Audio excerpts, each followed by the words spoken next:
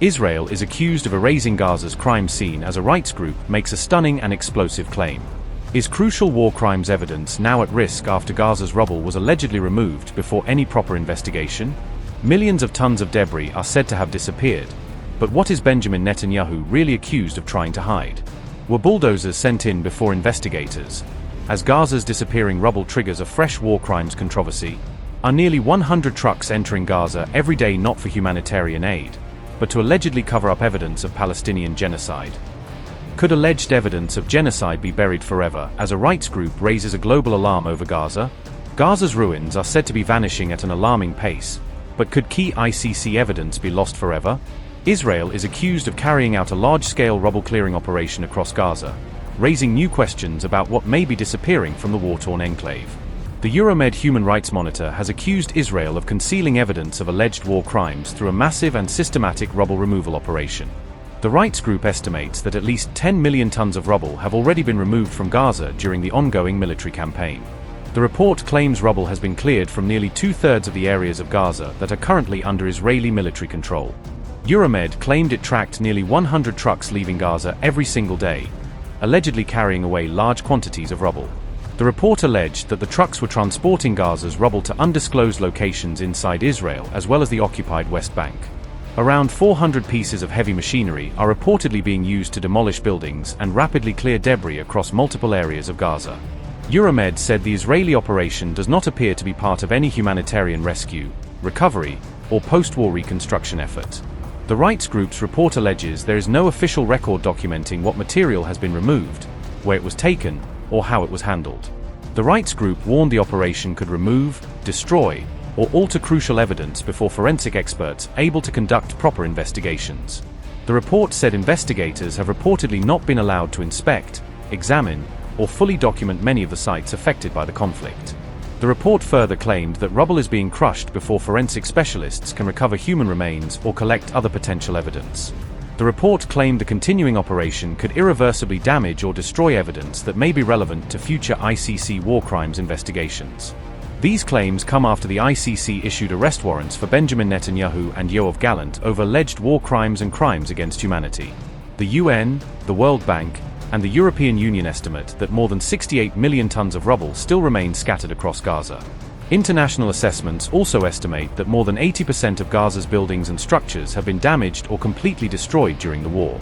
Meanwhile, Israel has not accepted the allegations that it is intentionally destroying or removing evidence, according to the report.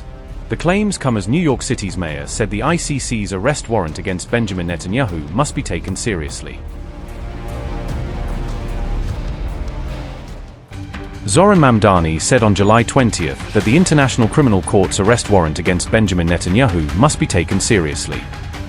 The New York City mayor said he would follow all applicable laws if Netanyahu visits the United Nations in New York. His remarks immediately fueled questions over whether the Israeli Prime Minister could face legal action while in the city. Donald Trump quickly rejected that possibility, declaring Netanyahu would not be arrested anywhere in the United States. Trump also dismissed the International Criminal Court as a, quote, kangaroo court, unquote, and rejected its jurisdiction over both Israel and the United States. Donald Trump said, and I quote, Benjamin Netanyahu will not be arrested, in any way, shape, or form, while in the United States of America. He is fighting against the Islamic Republic of Iran, which recently killed 52,000 innocent protesters, and has spent the last 47 years killing American soldiers, and others. The only ones that should be arrested are the people that led Iran into this unprecedented spiral of death and destruction, something that should have been dealt with years ago by previous presidents. Unquote. Israel's Prime Minister's office has also denounced the ICC warrant, calling it illegitimate and politically motivated. The dispute comes as Netanyahu is expected to attend the United Nations General Assembly in September. The controversy has now triggered a fresh political clash between the Trump administration and New York City's leadership. Mamdani argues that an international arrest warrant cannot simply be ignored once it has been issued. What occurred outside of 26 Federal Plaza this morning was deeply disturbing. I'm relieved that no one was seriously injured and that a suspect is in custody. My team is in touch with our NYPD, and we will be supporting the federal investigation. Our administration will continue to ensure that every New Yorker is safe in their city and that we hold anyone accountable who threatens them. So I want to first clear up a few things. Our administration did not reach out to the Prime Minister of Iran. Our administration received a request from the Iranian consulate, and as soon as I heard of that, I made it clear that we are not meeting and we will not meet with the Israeli consulate here in New York City. And when it comes to Benjamin Netanyahu, we're speaking about someone who's the subject of an international criminal court arrest warrant. And he's the subject of this arrest warrant for alleged crimes against humanity, for war crimes, and he's the architect of the genocide against Palestinians in Gaza as Israel's prime minister. These are not facts of my personal assessment, they are facts of public record. And I believe that when someone is charged with an international criminal court warrant, it's something that should be taken seriously, whether it's Benjamin Netanyahu or it's Vladimir Putin or whomever else. What I've also made clear is that my administration will follow all applicable local laws. That is our commitment. That is something that we will follow through on when it comes to an adherence to local law. And that's all I have to add on that.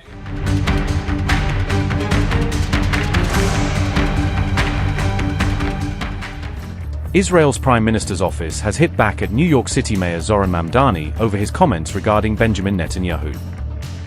Prime Minister Benjamin Netanyahu's office accused Mamdani of using Israel to distract from what it described as his failures in New York.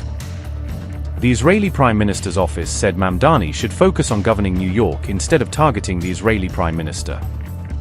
It also described the International Criminal Court as a kangaroo court with no jurisdiction over either Israel or the United States. The Prime Minister's office rejected the legitimacy of the ICC arrest warrant issued against Netanyahu. Statement by Israeli Prime Minister's office said, and I quote, "The ICC is a kangaroo court that has no jurisdiction over Americans or Israelis. Its bogus arrest warrant against Prime Minister Netanyahu was issued by a disgraced former ICC prosecutor, Karim Khan, a few days before allegations of sexual misconduct against him became public. It was a clear attempt by Khan to divert public attention and seek protection from scrutiny. Under Prime Minister Netanyahu's leadership, Israel has taken unprecedented wartime measures to minimize harm to civilians while confronting Hamas, a genocidal terrorist organization that uses Palestinians as human shields and deliberately targets innocent Israeli civilians. Instead of backing Khan's criminal behavior, Mr. Mamdani should focus on fixing the damage his policies have caused New York. Like Karim Khan, Mamdani appears interested in diverting public attention from his follies and attacking the leader of the Jewish state and the only democracy in the Middle East." Unquote. Meanwhile, the New York Times reported that Mamdani was reviewing legal options if Netanyahu were to visit New York. Mamdani said he would follow New York law and was consulting the city's legal department on the matter. However, legal experts said the mayor of New York has no authority to enforce arrest warrants issued by the International Criminal Court.